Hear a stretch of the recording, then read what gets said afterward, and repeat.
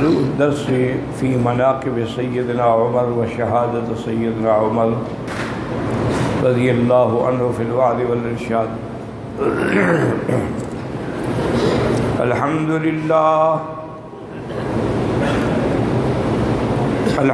لله وكفى والصلاة والسلام على خاتم الأنبياء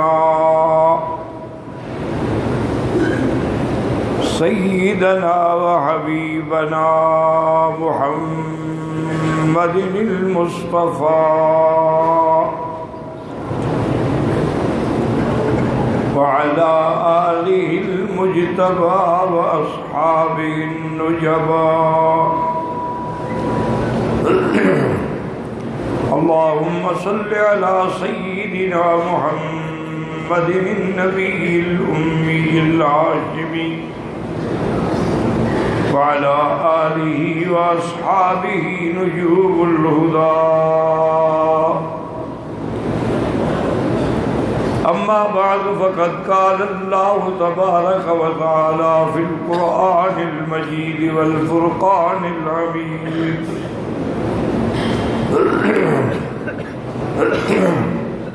أعوذ بالله من الشيطان الرجيم. بسم الله الرحمن الرحيم. فلا وربك لا يؤمنون حتى يحكموك فيما شجر بينهم ثم لا يجدوا في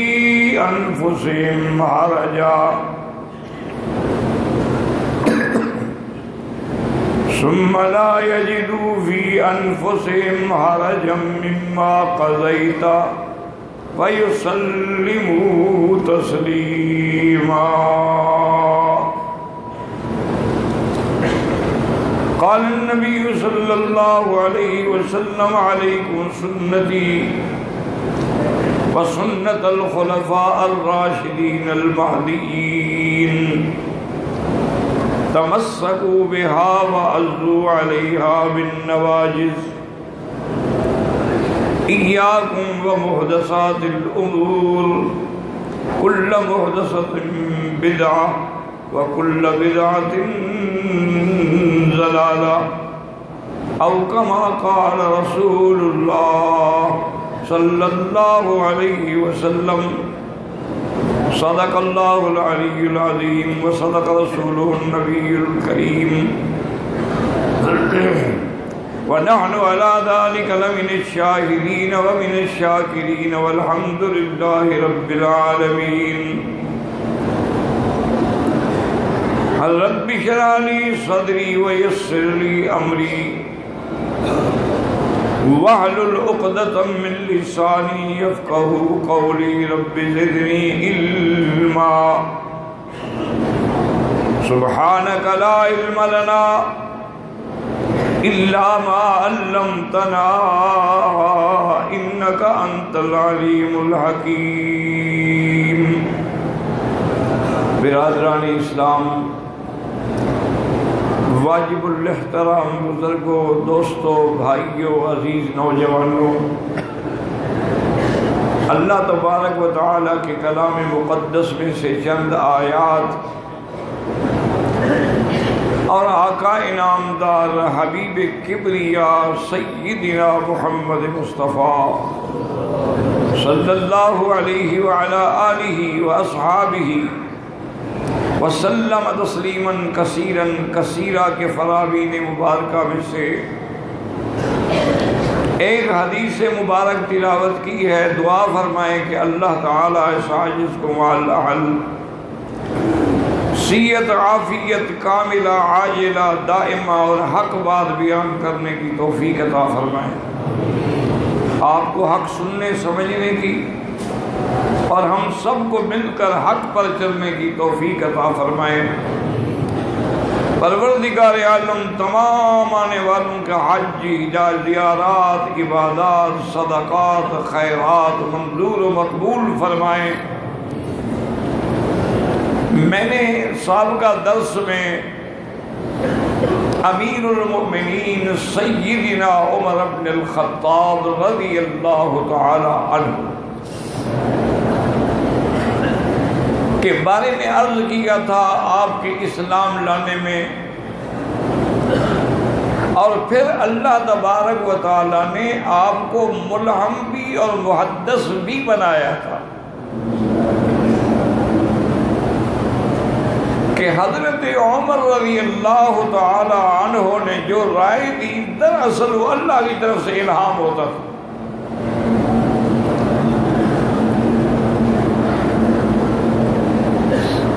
تو اسی لیے آپ دیکھیں کہ جب مقام ابراہیم کا مسئلہ آیا تو حضرت عمر کی رائے تھی، اور اسی طرح اسارہ بدر کے بارے میں کہ جب بدر میں اللہ نے مسلمانوں کو فتح دی، مشرکین قریش 70 سردار مارے گئے اور 70 قید ہوئے، حضور صلی اللہ علیہ وسلم نے صحابہ سے مشورہ لیا، حضرت صدیق رضی اللہ تعالی عنہ نے بھی یہی عرض کیا کہ یا رسول اللہ کچھ بھی ہے، بہرحال آپ کے رشتہ دار ہیں، سردار ہیں، اور اللہ کی رحمت سے ان کو بڑی مار پڑ چکی ہے کہ 70 مارا گیا ان کا،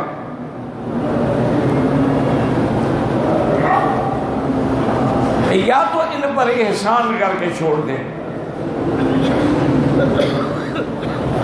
یا ان سے پھر فدیہ مقرر کر لیں بھی ہر آدمی اتنا فدیہ ادا کرے، اور وہ دے سکتے ہیں۔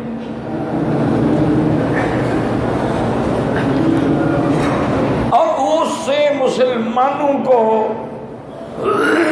تقویت ملے گی، وہی مال جو ہے مسلمانوں میں تقسیم ہوگا۔ حضور صلی اللہ علیہ وسلم نے حضرت عمر رضی اللہ تعالی عنہ کو بلایا اور فرمایا کہ عمر تمہاری کیا رائے ہے اسارہ بدر کے بارے میں، ان کو چھوڑ دیں، احسان کریں، یا ان سے فدیہ لیں؟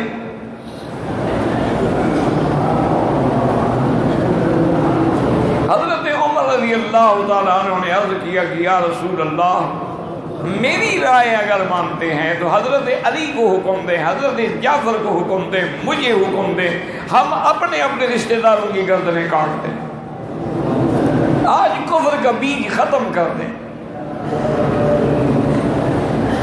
یہ ہمیشہ کے لیے ختم ہو جائے۔ حضور نے فرمایا ابھی حضرت عمر رضی اللہ تعالیٰ عنہ کی رائے تو درست ہے لیکن سخت آدمی ہے، بہرحال حضور نے فدیہ ان سے مقرر کر دیا کہ فدیہ ادا کرو اور رہائی حاصل کرو۔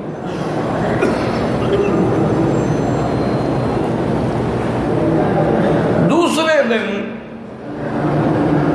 حضرت عمر رضی اللہ تعالی عنہ آئے تو دیکھا کہ ایک چھوٹے سے درخت کے نیچے حضور بیٹھے ہیں اور حضرت ابو بکر بھی بیٹھے ہیں اور دونوں رو رہے ہیں۔ حضرت عمر نے آ کے عرض کیا کہ یا رسول اللہ مجھے بھی بتائیں تاکہ میں بھی رونے میں شریک ہو سکوں۔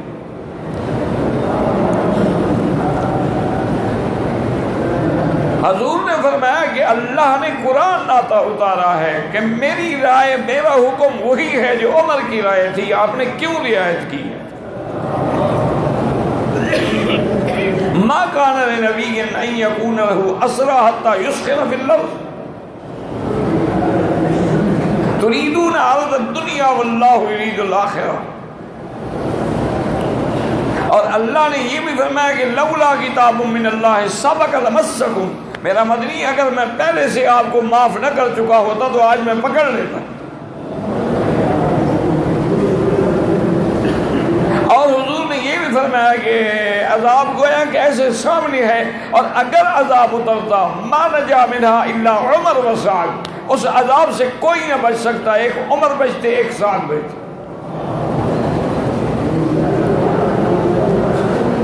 فبکا عمر رضی اللہ تعالیٰ عنہ. تو اسارہ بدر میں بھی اللہ نے حضرت عمر کی تجویز کو قبول فرمایا. اس دور میں شراب کی حرمت نہیں آئی تھی، لوگ شراب پیتے تھے. حضرت عمر رضی اللہ تعالیٰ عنہ کی یہ بات بڑی ناگوار گزرتی اور روزانہ دعا کرتے اللہم بین لنا فی الخمر امرا شافیا، کہ یا اللہ شراب کے بارے میں کوئی حکم نازل فرمائیں. تو پہلی قرآن کی آیت ہوتی ہے یسألونک عن الخمر والمیسر قل فیہما اسم کبیر ومنافع للناس وَإِسْمُهُمَا أَكْبَرُ مِن نَفْعِهِمَا. کہ لوگ پوچھتے ہیں جوئے اور شراب کے بارے میں، اب کہیں کہ یہ برا ہے، گو اس میں لوگوں کا فائدہ ہے لیکن فائدے سے گناہ زیادہ ہے. کچھ لوگوں نے تو اس آیت پر شراب چھوڑ دی، لیکن حضرت عمر پھر دعا با اللہم بین لنا فی الخمر بیانا واضحا شافیا. اب دوسری آیت نازل ہوئی یا ایھا الذین آمنوا لا تقربوا الصلاۃ وانتم سکارا، ایمان والو نماز میں اس وقت تک نہ جاؤ جب تک تم نشے کی کیفیت میں ہو. کچھ لوگوں نے اس وجہ سے چھوڑ دی کیونکہ اللہ کی حکمت ہے، اللہ جانتے تھے کہ یہ لوگ مدتوں سے شراب کے عادی ہیں،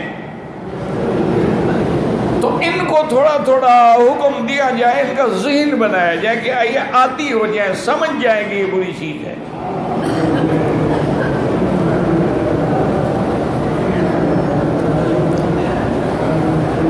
اب حضرت عمر نے جب دوسری آیت سنی تو پھر دعا کی کہ یا اللہ اللہم بین لنا فی الخمر امرا شافیا، یا اللہ شراب کے بارے میں واضح حکم فرمائیں. اور یہی ایک بات بھی یاد رکھ لیں کہ بعض اوقات جو مخالف ہیں نا، دشمن ہیں، مثلا روافض ہیں، شیعہ ہیں، تو وہ جی یہ تو بخاری شریف میں لکھا ہوا ہے فلاں صحابی شراب پیتے تھے، وہ یہی حدیثیں دکھاتے ہیں جو حرام ہونے سے پہلے کی ہیں. اسی لیے وہ دکھا رہی یہ دیکھیں جناب فلاں صحابی نے مطع کیا مکہ شریف میں. وہ اس زمانے کی آیات ہوتی ہے کہ جب حرمت کا حکم نہیں آیا تھا، یاد رکھ لو. اب ایک عام آدمی بیچارے کو تو پتہ نہیں ہوتا نا کہ یہ حدیث پہلے کی ہے یا بعد کی ہے.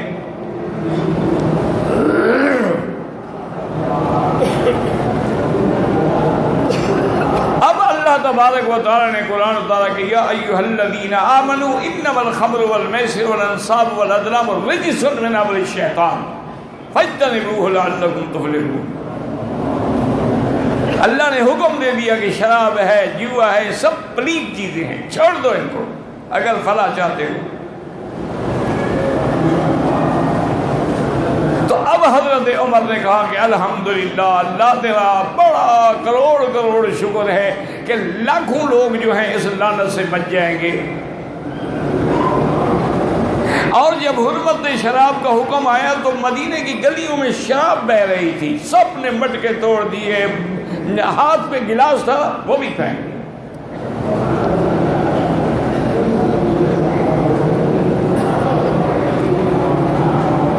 ایک صحابی حضور کی خدمت میں آئے، انہوں نے کہا کہ یا رسول اللہ صلی اللہ علیہ وسلم میرے پاس یتیموں کے پیسے تھے،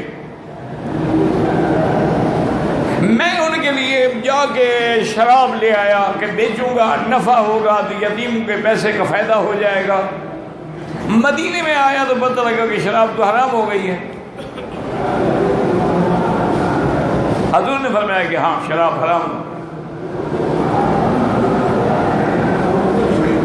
اس نے کہا کہ یا رسول اللہ صلی اللہ علیہ وسلم اگر میں یہ کیا کروں آخر کہ ورنہ تو یتیموں کا اتنا بڑا نقصان ہو جائے گا، کوئی معمولی بات نہیں، بہت بڑی شراب کے مقدار میں نے خریدی ہے، آپ مجھے اجازت دیں تو میں یہ شراب لے کے کسی کافر ملک میں جا کے بیچ دوں. شراب تو مسلمانوں کے لیے حرام ہے نا. حضور نے فرمایا کیا کہہ رہے ہو؟ ثمن الحرام حرام، حرام چیز کو بیچو گے تو اس کا پیسہ بھی حرام. تو اس لیے اگر کوئی ایسی بات ہو تو ان کو کہا کرو کہ حرمت کے آیات کے نازل ہونے کے بعد ہمیں دکھاؤ کہ صحابی نے شراب پیا ہے.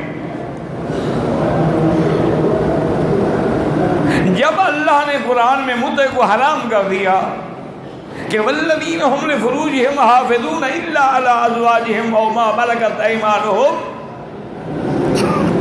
میرے مومن بندے وہ ہیں کہ جو صرف اپنی بیویاں یا ان کی مملوکہ باندیاں جو جنگ میں ان کو ملیں گی وہ ان کے لیے حلال ہیں. فمن ابتغى وراء ذلك فاولئک هم العادون، ان دو کے علاوہ اور کوئی راستہ نکالے تو وہ ظلم ہے، ظلم کرنے والے ہیں، حد سے نکلنے والے ہیں. اس آیت کے اترنے کے بعد آپ کسی صحابی کا کردار مجھے دکھائیں کہ اس نے شراب پیا ہو یا اس نے متع کیا ہو. جب پہلے حرام نہیں تھا تو کرتے تھے.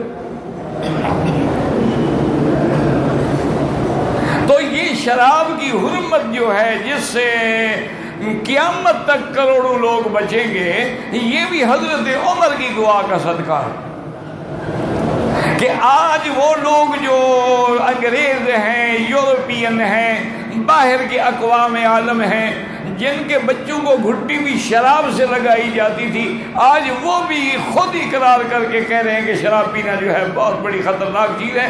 18 سال کی عمر سے پہلے اگر کوئی شراب کے دکان والا کسی لڑکے کو لڑکی کو شراب بیچے گا تو اس کے خلاف کیس ہو جائے گا، تاکہ 18 سال تک تو بچے. یعنی اب وہ خود رو رہے ہیں.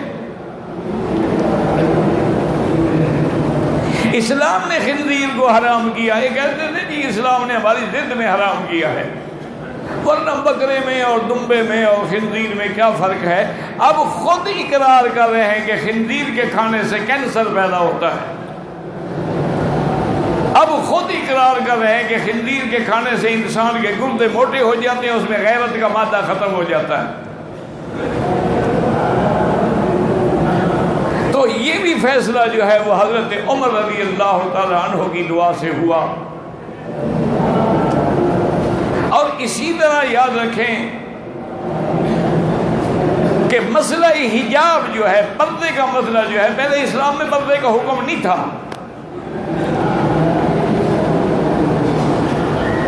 حضرت عمر رضی اللہ تعالی عنہ آ کے عرض کرتے کہ یا رسول اللہ، میں برداشت نہیں کر سکتا کہ عورتیں رات کو باہر نکلیں اور ان کے اوپر کوئی پردے کا حکم نہ ہو. حضور نے فرمایا کہ میں تو اللہ کے حکم کا پابند ہوں نا عمر، میں خود تو حکم جاری نہیں کر سکتا. اوامر اللہ کے ہوتے ہیں، اللہ کے نبی تو ان کی تنفیذ فرماتے ہیں. حضرت عمر دعا کرتے اور ایک دن حضرت عمریہ نے اتنے آگے بڑھ گئے کہ بی بی سودا جا رہی تھی رات کو، چونکہ اس وقت حمام تو ہوتے نہیں تھے نا گھروں کے اندر، عورتیں اکٹھی ہو کے نکل جاتی تھی مدینہ پاک سے اور دور چلی جاتی تھی.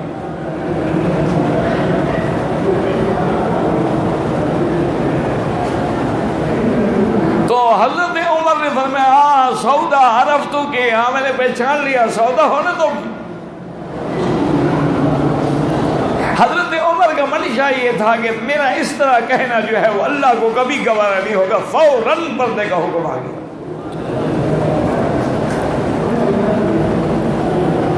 اور پردہ کیا تھا؟ پہلا پردہ یہ تھا کہ گھروں میں رہو اور گھر سے باہر نہ نکلو.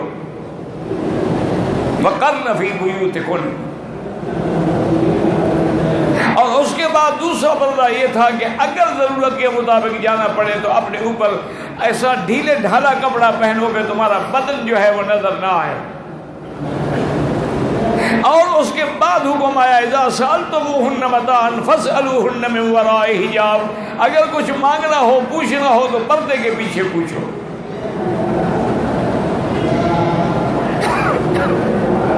اسی لیے جیسے ہمارے ہاں عام رواج ہے نا کہ جی یہ تو نوکر ہے ہمارا، اس سے کیا پردہ ہے. بچہ تھا جی جب ہمارے گھر آیا تھا، حضرت انس بھی بچے، حضرت انس جو ہیں وہ بچے تھے جب حضور کے گھر آئے، چھوٹے بچے تھے. 10 سال حضور کی خدمت کی ہے۔ بی بی زینب کی شادی کے موقع پہ جب یہ آیت آئی تو حضرت نے انس بس اب تم گھر میں داخل نہیں ہو سکتے، اللہ نے منع کر دیا۔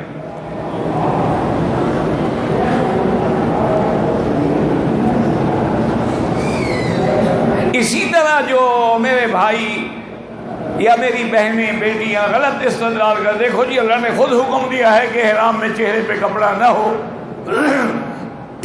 چہرہ کھلا رہے، تو میری بیٹی یہ حکم تو دلیل ہے پردے کی کہ پہلے بند ہوگا تو اب کھولو گی نا، اگر پہلے سے کھلا ہوا ہے تو پھر کیا کھلے گا؟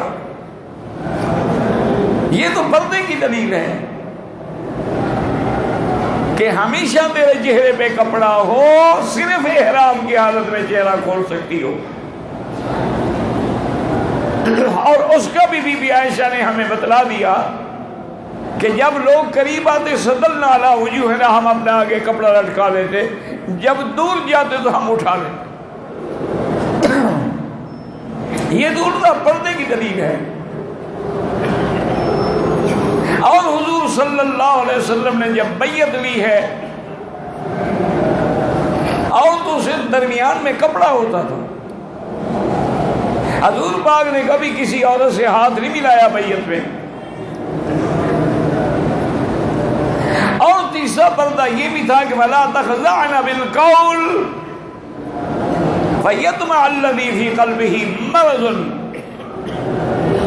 کہ اگر کوئی آدمی بات کرے، جیسے آج کل ٹیلی فون کی عذاب آیا ہوا ہے، تو اس سے نرم لہجے میں بات نہ کرو، سختی سے بات کرو۔ کیا بات ہے؟ میرا شوہر گھر میں نہیں، بعد میں بات کریں، کیونکہ اگر تم نے تھوڑا سا لہجہ نرم رکھا تو جو غلط لوگ ہیں ان کے دل میں آ جائے گا کہ اچھا مانا یہ ہے کہ ہاں ہماری بات بن جائے گی۔ فَيَطْمَعَ الَّذِي فِي قَلْبِهِ مَرَضٌ۔ اور کبھی ایسی بات نہ کہو وَقُلْنَ قَوْلًا مَّعْرُوفًا۔ تو یہ پردے کا حکم بھی حضرت عمر کی دعا سے آیا۔ حضرت عمر رضی اللہ تعالی عنہ نے عقیدہ توحید کی آبیاری کرتے ہوئے جب حرم میں آئے اور آپ نے آ کے طواف شروع کیا تو حجر اسود کے سامنے کھڑے ہو گئے، حالانکہ آپ جانتے تھے کہ یہ جنت کا پتھر ہے، آپ جانتے تھے کہ حجر اسود کی ایک شان ہے۔ اب چونکہ لوگ بوسہ دے رہے تھے اور لڑ رہے تھے اور ایک دوسرے کے کپڑے پھاڑ، تو حضرت عمر کھڑے ہوئے فرمایا الا یا ایھا الحجر، کہ اے پتھر سن لو، انک لا تنفع ولا تضر، نہ تم نفع دے سکتے ہو نہ نقصان دے سکتے ہو۔ ما قبلتک، میں تجھے کبھی بوسہ نہ دیتا، ولیکن قبلک رسول اللہ صلی اللہ علیہ وسلم، میں تو حضور کے بوسے کو بوسہ دے رہا ہوں۔ اسی پر علامہ اقبال نے کہا تھا کہ تیرے بوسے کو ہم دیتے ہیں بوسہ سنگ اسود پر، وگرنہ ہم مسلمانوں کا کیا رکھا ہے پتھر میں، ہم تو میرے محبوب تیرے بوسے کو بوسہ دے رہے ہیں۔ اسی لیے ہم رکن یمانی کو بوسہ نہیں دیتے، رکن عراقی کو بوسہ نہیں دیتے، رکن شامی کو بوسہ نہیں دیتے کہ حضور نے نہیں دیا۔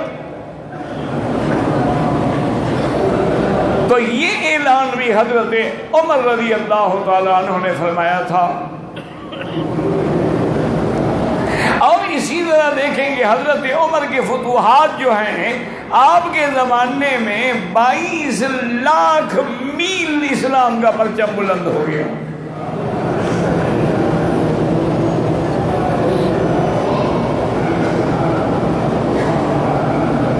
کفار کو یہ کہنا پڑا کہ اگر مسلمانوں کے ہاں ایک دوسرا عمر پیدا ہوتا تو کفر دنیا سے مٹ جائے۔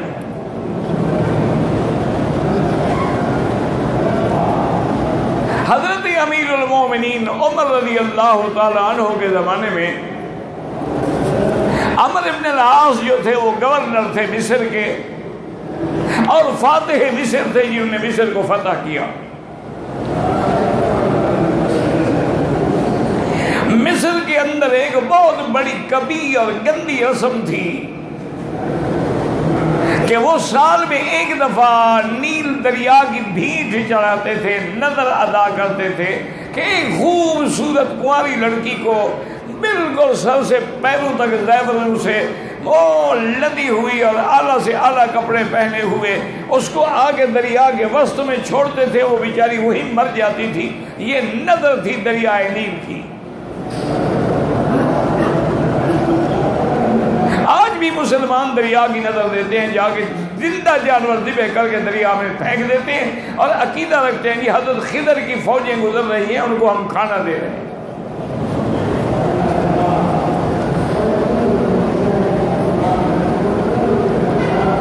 اور جب یہ ہم کریں گے تو دریا یہاں سے ہٹ جائے گا۔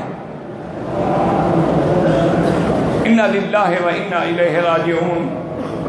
یعنی حیرت ہوتی ہے، ایمانداری کی بات ہے، میں کعبے میں بیٹھ کے کہتا ہوں کہ آج کا مسلمان جو شرک کر رہا ہے نا، یہ تو ابو جہل نے کبھی خواب بھی نہیں دیکھا ہوگا،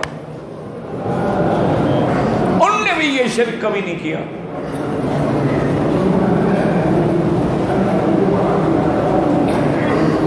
انہوں نے بھی یہ نہیں کیا جو ہمارے یہاں ہو رہا ہے۔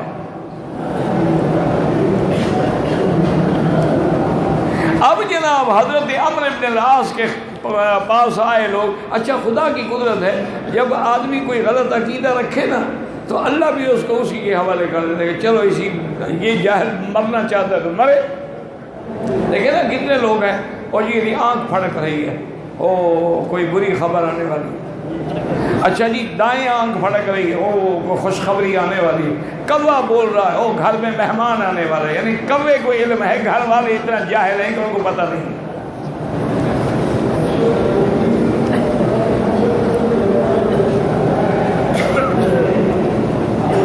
اسی طرح اگر جا رہے ہوں اور جناب بلی نے راستہ کاٹ، او اب کام نہیں ہوگا جی، بلی نے راستہ کاٹ دیا، اگر خاص طور پہ کالی ہو تو پھر تو عذاب آ گیا۔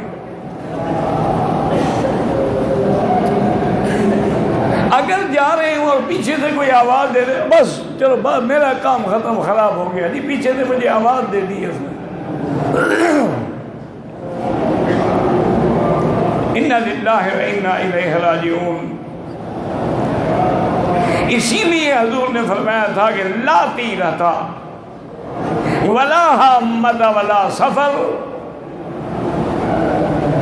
اور حضور نے دعا بھی بتلا دی کہ اگر تمہیں ایسا وہم ہے آنکھ پھڑکنے کا یا بازو پھڑکنے کا یا پاؤں پھڑکنے کا یا ہاتھ میں خارش ہو جی پیسہ نکل جائے گا، پاؤں میں خارش ہو جی سفر لکھا ہوا ہے، تو آپ یہ دعا پڑھ لیا کریں کہ اللہم لا طیر الا طیرک لا خیر الا خیرک ولا الہ غیرک۔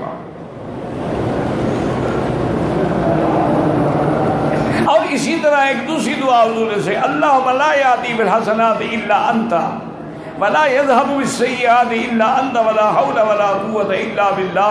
فرمایا 3 دفعہ پڑھ لو کچھ بھی نہیں ہوگا۔ اچھا بعض آدمی کی آنکھ ویسے پھڑکتی رہتی ہے سارا دن، اصل میں اس کے پٹھے کمزور ہو جاتے ہیں، پھڑکنا شروع ہو جاتی ہے۔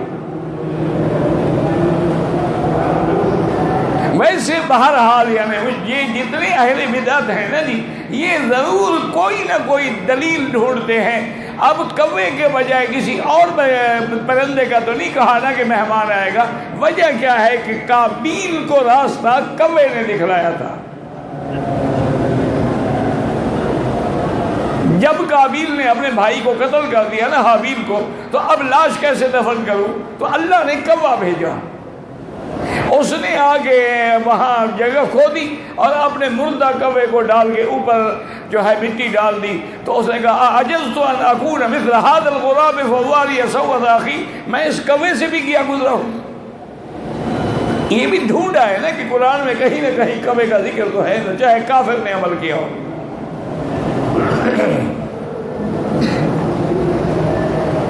بڑی دور کی کوڑی جا کے لے آتے ہیں۔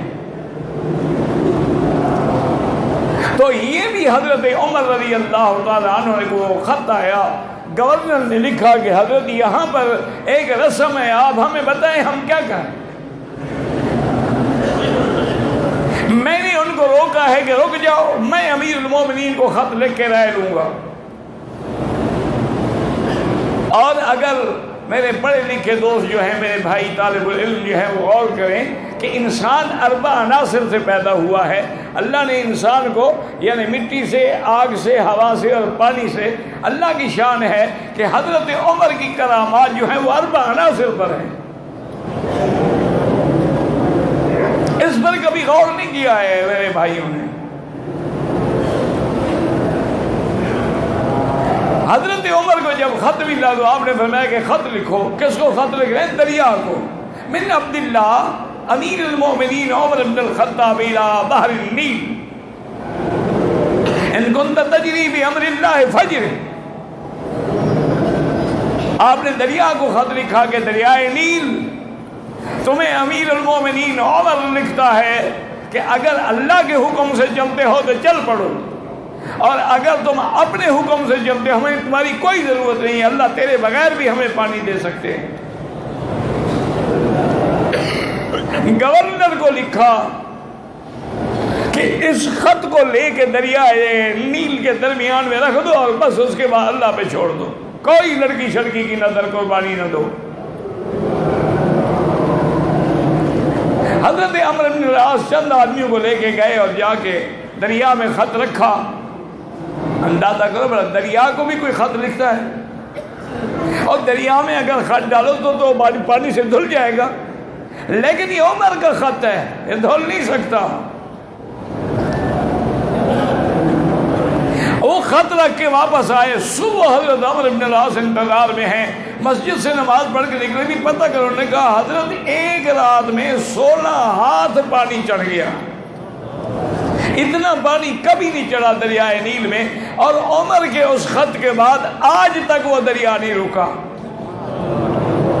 اسی کو اقبال نے کہا تھا کہ دریائے دجلہ تو بھی پہچانتی ہے ہم کو، تمہیں بھی پتہ ہے۔ تو حضرت عمر کا حکم پانی پہ چلا۔ مدینہ منورہ میں آپ کھڑے ہیں اور زمین میں زلزلہ آیا۔ حضرت عمر نے اپنے ہاتھ میں جو کوڑا پکڑا ہوا تھا زمین پہ زور سے مارا اور کہا اسکت، زمین ٹھہر جاؤ، بس کوڑا لگنا تھا، زلزلہ ختم۔ تو مٹی پر بھی حضرت عمر کا حکم چلا۔ منبر نبی پہ کھڑے خطبہ دے رہے ہیں، خطبے کے دوران میں فرمایا کہ یا ساریۃ الجبل، کہ اے ساریہ پہاڑ کو اپنی پشت میں رکھو۔ صحابہ حیران ہیں کہ ساریہ تو نہاوند میں جنگ لڑ رہا ہے، جو مدینے سے 2 مہینے کا سفر ہے، اور حضرت عمر آواز دے رہے ہیں۔ جب حضرت عمر نے جمعہ پڑھا لیا تو صحابہ نے پوچھا، اتنے میں دروشی پڑھ لو یار۔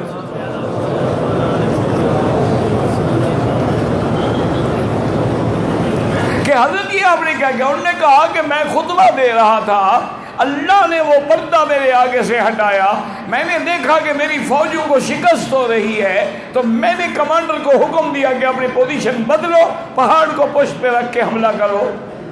عجیب بات ہے، یہاں سے کھڑے ہوئے کاشن دے رہے ہیں۔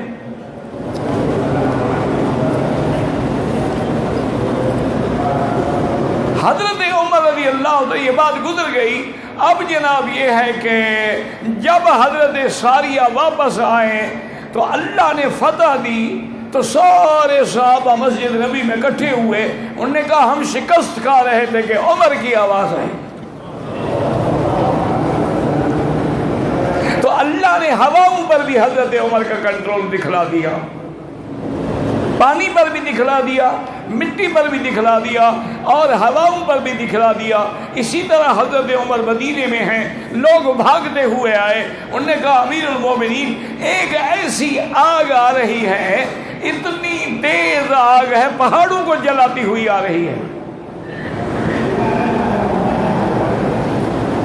اور وہ جگہ اب بھی موجود ہے۔ یہ مدینہ پاک کا جو ایئرپورٹ ہے، اس سے اگر 2-4-10 کلومیٹر آگے جائے تو وہ ابھی پہاڑ موجود ہے۔ حضرت عمر فوراً گھوڑے پہ بیٹھے اور گھوڑا دوڑایا، وہاں دیکھا جا کے آگ ہی آگ ہے، پہاڑ جل رہے ہیں۔ حضرت عمر نے آگ پہ کوڑا مارا اور کہا کہ خبردار، آگے مدینے کی حد ہے، تمہیں پتہ نہیں کہ حرم رسول اللہ ہے؟ بس کوڑا مارنے کی دیر تھی کہ آگ وہی رک گئی۔ آج بھی وہ آدھا پہاڑ جلا ہوا اور آدھا بچا ہوا موجود ہے۔ تو حضرت عمر رضی اللہ تعالی عنہ کی کرامت جو تھی وہ 4 عناصر پہ ثابت ہوئی، اور اللہ نے خلافت ابو بکر کا جو فیصلہ ہے وہ بھی حضرت عمر نے کیا تھا۔ جب بنو ثقیفہ میں صحابہ جمع تھے اور رائے لی جا رہی تھی کہ حضور کے بعد خلیفہ کون بنے، تو ایک انصاری صحابی نے بھی اپنی درخواست پیش کی، لیکن حضرت عمر نے کہا تمہیں یاد نہیں ہے کہ حضور نے فرمایا تھا لا خلافت الا فی قریش، کہ میرے بعد خلیفہ قریشی بنے گا، قریشی بنے اور کوئی نہ بنے۔ انہوں نے کہا ٹھیک ہے، ہم تو قریشی نہیں ہو سکتے۔ اب سارے صحابہ رائے دیتے آئے، لیکن حضرت عمر کھڑے ہوئے، انہوں نے کہا حضرات بات سنو، حضور نے اپنی زندگی پر اپنے مصلی پہ امامت کے لیے کس کو کھڑا کیا؟ حضور نے فرمایا مرو ابا بکر فلیصلی بالناس، تو جس کو اللہ کے نبی نے ہمارے دین کا امام بنایا ہے، ہم دنیا کا امام نہ بنا دیں۔ سب لوگوں نے فوراً حضرت ابو بکر کے ہاتھ میں بیعت کر دی رضی اللہ تعالی عنہ وارضاہ۔ اسی طریقے سے بیت المقدس پر جب چڑھائی ہوئی، ابو عبید الجراح جو تھے وہ کمانڈر تھے، تو بیت المقدس کے جو بڑے بڑے اساقفہ تھے، بڑے بڑے پادری تھے، بڑے بڑے ان کے صوفی تھے، بڑے بڑے عالم تھے، وہ سارے اکٹھے ہوئے۔ انہوں نے کہا ابو عبیدہ بات سنو، ہمارے پاس کتابیں ہیں، تورات ہے، انجیل ہے، زبور ہے، اور ساری ہمارے پاس کتابیں ہیں اور ہم نے پڑھ رکھی ہیں، اس شہر کو کوئی فتح نہیں کر سکتا ماں سوا ایک آدمی کے جس کا نام عمر ہوگا، خطاب کا بیٹا ہوگا، محمد مصطفیٰ کا وزیر ہوگا۔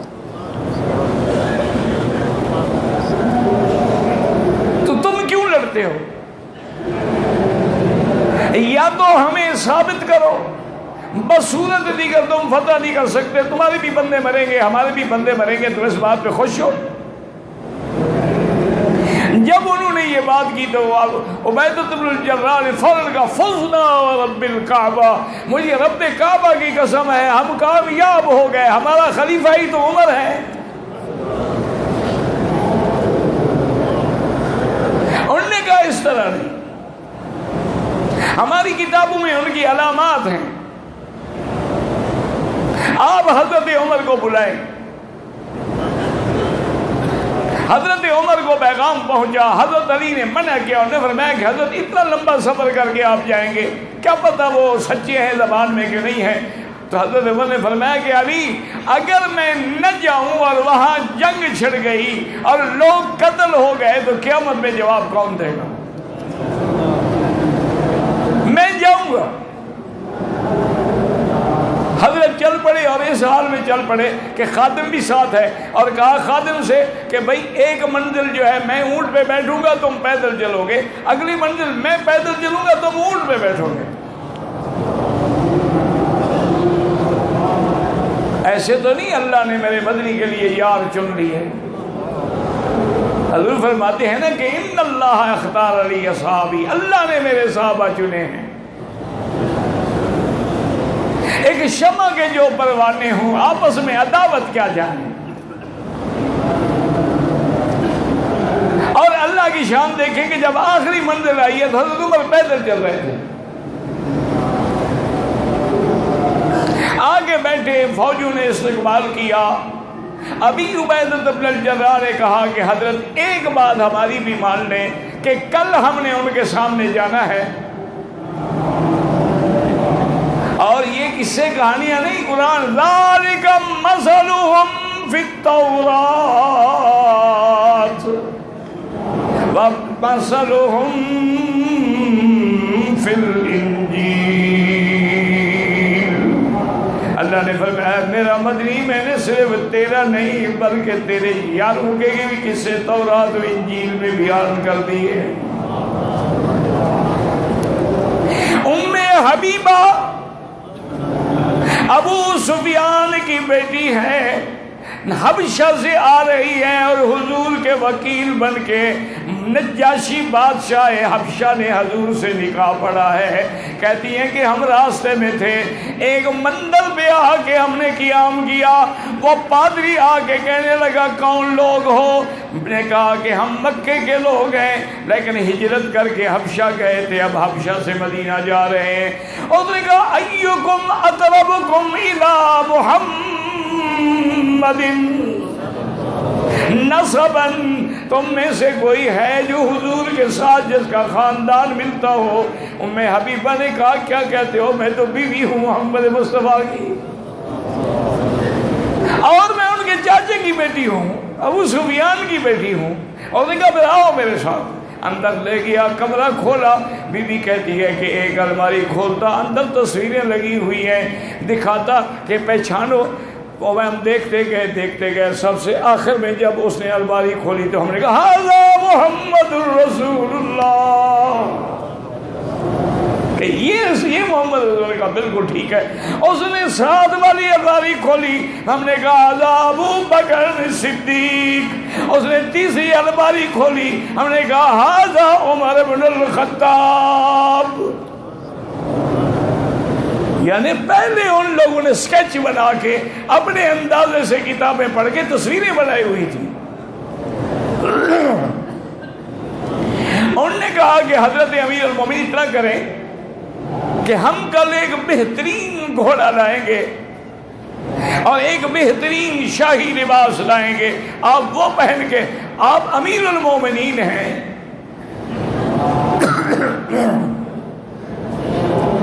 اگر ان پھٹے پرانے کپڑوں میں آپ جائیں گے ایک مری عرصی اونٹنی پہ، وہ کیا کہیں گے؟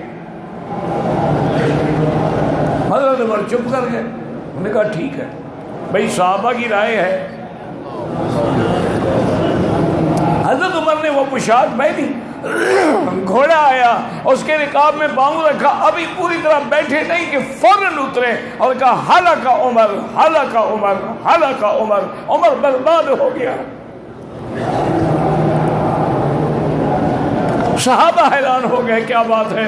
انہوں نے کہا مجھے اللہ نے دکھلایا ہے عمر، کپڑے پہن کے تم میرے حکم جو تورات انجیل میں ہے اس سے شکل بدل رہے ہو، اگر تم جھوٹے ثابت ہو تو یہ حرب محمد مصطفیٰ پہ آئے گا کہ اگر خلیفہ غلط ہے پھر نبی بھی غلط ہے۔ وہی کپڑے پہنو جو تم نے پہنے ہوئے تھے، وہ ہم نے لکھا ہے تورات و انجیل میں۔ حضرت نے وہی کپڑے پہنے اور اساقفہ آ گئے بیت المقدس کے، ایک ایک حلیے کو دیکھا، ساری تفصیل پوچھی، اس کے بعد انہوں نے چابیاں رکھ کے حضرت عمر کے حوالے کر دیا۔ مسلمانوں دعا کرو اللہ کوئی عمر بھیج دے کہ آج بیت المقدس میں یہودی لڑکیاں ناچ رہی، آج کفر بڑے زوروں پہ ہے، لیکن یاد رکھو اللہ ہم پر راضی ہو گیا، یہ کفر جتنی مرضی آئے زور لگا لے کچھ بھی نہیں کر سکتا ہے۔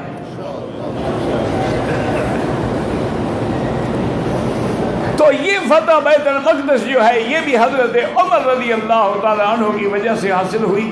اب جب واپس آئے حضرت عمر تو رات کو بیٹھے ہیں اکیلے اور دعا کر رہے ہیں کہ اللہ اب تیرا عمر کمزور ہو گیا، اب میں صحابہ کی خدمت نہیں کر سکتا، اللہم ارزقنی موت الشہادۃ فی سبیلک وجعل دفنی فی بلد رسولک، اللہ مجھے موت بھی شہادت کی دینا اور دفن بھی مدینہ منورہ کا دینا۔ اللہ اکبر، اللہ اکبر، کتنے خوش نصیب ہیں وہ لوگ جو مدینے میں دفن ہیں، جن کو حضور اپنے ساتھ لے جائیں گے حشر۔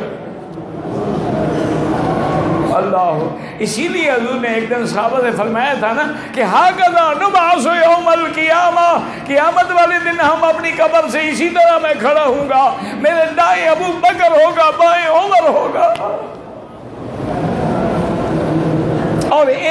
آیت میں یہ بھی ہے خلقنا من تربۃ واحدہ، ہم ایک مٹی سے پیدا ہوئے ہیں، میں بھی، ابو بکر بھی اور عمر بھی، لہذا ہم ایک ہی مٹی میں دفن ہوں گے۔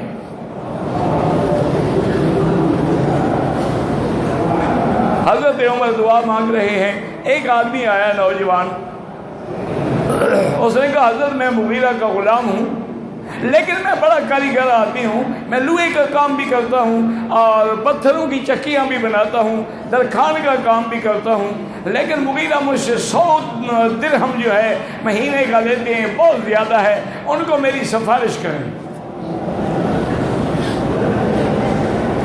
حضرت نے فرمایا اللہ کے بندے جب تم اتنے کاریگر ہو تو پھر تو وہ زیادہ نہیں لیتا نا، یہ تو تم 2 دن میں کما لیتے ہو گے۔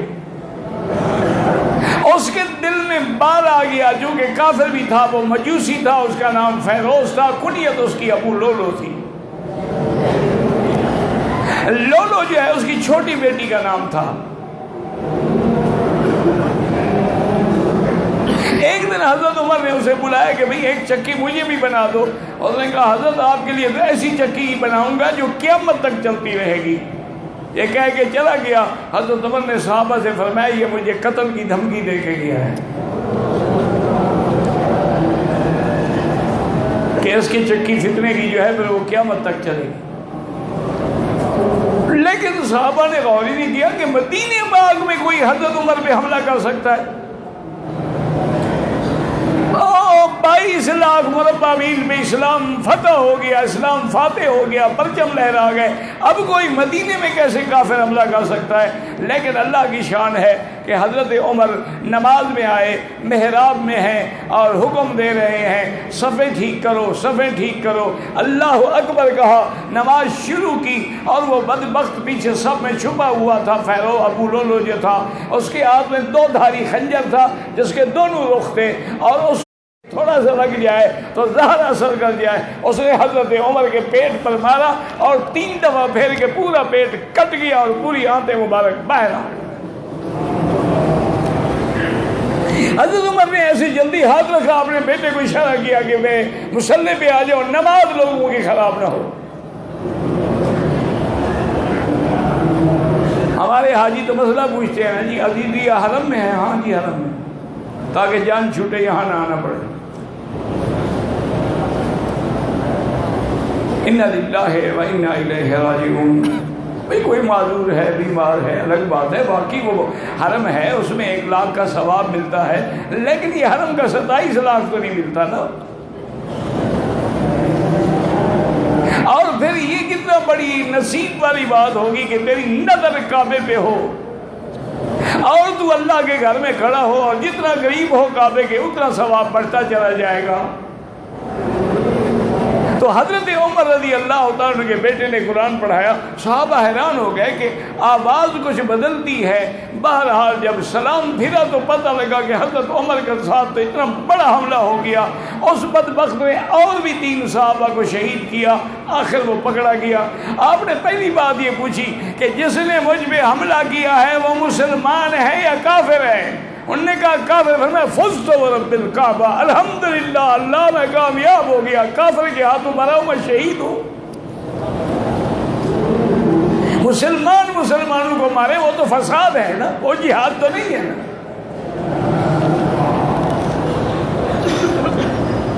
حضرت عمر رضی اللہ تعالیٰ عنہ نے یہاں اور احکامات دیے، اپنے بیٹے کو بلایا اور کہا کہ تم ایسا کرو، سیدہ عائشہ صدیقہ کے دروازے پہ جاؤ اور کہو کہ عمر نے مجھے بھیجا ہے، لا تقل لها امیر المومنین، یہ نہ کہنا کہ مجھے امیر المومنین نے بھیجا ہے، کہنا عمر نے بھیجا ہے، اور درخواست کرتے ہیں اگر اجازت دے دیں آپ کے حجرے میں میں حضور کے ساتھ میری قبر بن جائے۔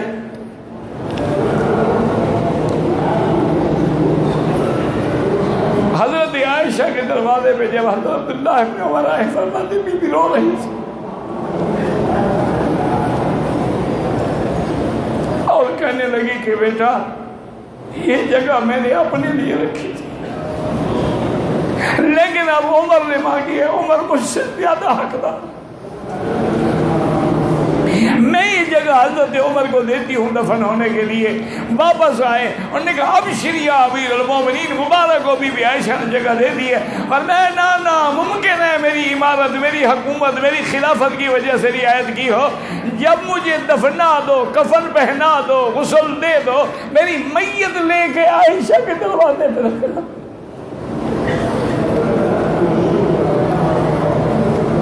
اگر اس کے بعد بھی بی بی عائشہ اجازت دے دیں تو مجھے ان کے حجرے میں دفن کر دینا. اگر اجازت نہ دیں فدفنونی مقابر المسلمین فی البقیع الغرقد, پھر مجھے جنت البقیع میں دفن کر دینا. صحابہ اسی طرح جنازہ اٹھا کے آئے اور آ کے عائشہ کے حجرے میں رکھا, اور پھر پوچھا بی بی اندر پردے کے کھڑی رو رہی. انہوں نے کہا کہ ہاں میں نے اجازت دے دی ہے. تو حضرت عمر رضی اللہ تعالیٰ عنہ کو بھی اسی میں دفن کیا گیا. اور حضرت کی دعا کیسے منظور ہوئی کہ موت مدینے میں نہیں آئی, مدینے میں مسجد رسول اللہ میں محراب نبوی کے اندر موت آئی رضی اللہ تعالیٰ عنہ وارضاہ. اللہ تبارک و تعالیٰ آپ کو بھی ہمیں بھی صحابہ کی محبت, عظمت اور مقام سمجھنے کی توفیق عطا فرمائے. اور جتنے حجاج کرام یہاں ہیں بلد الامین کے لیے, حرمین کے لیے اور پاکستان کے لیے دعا کیا کریں. آج کل پوری کفر کی طاقتیں جو ہیں, تمام طاغوت جو ہیں, ہنود ہے یا یہود ہے, ان سب کی نظریں جو ہیں ان دو طاقتوں پر ہیں. تو آپ دعا کیا کریں کہ اللہ بلد الامین کو بھی, پاکستان کو بھی, اور مسلمان جس ملک میں بھی ہیں ان کی جان, مال, آبرو, عزت کی حفاظت فرما.